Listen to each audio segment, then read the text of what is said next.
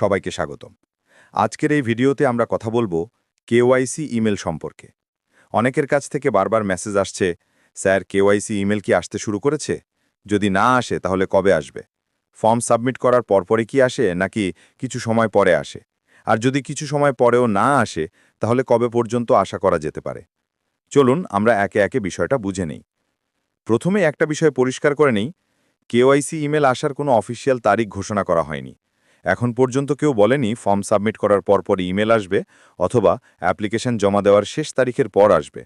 অর্থাৎ এখন পর্যন্ত কোনো নির্দিষ্ট তারিখ বা আপডেট দেওয়া হয়নি। তবে যদি আমরা ONews16-এ দেওয়া অফিসিয়াল বার্তাগুলো মনোযোগ দিয়ে দেখি, তাহলে বুঝতে পারব পুরো প্রক্রিয়াটা আসলে কিভাবে চলছে।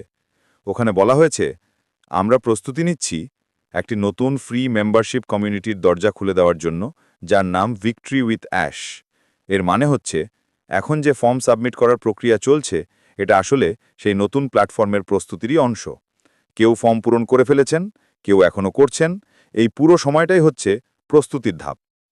পরের বার্তায় বলা আছে, এই লঞ্চের অংশ হিসেবে সবাইকে আমন্ত্রণ জানানো হচ্ছে নতুন অর্গানাইজেশনে প্রায়োরিটি প্লেসমেন্টের জন্য আবেদন করতে।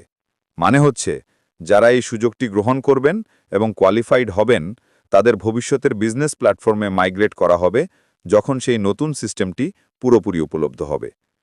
আরেকটি গুরুত্বপূর্ণ লাইন আছে, যারা অ্যাকসেপ্টেড বা কোয়ালিফাইড হবেন তারা একটি ইমেল পাবেন যেখানে থাকবে পরবর্তী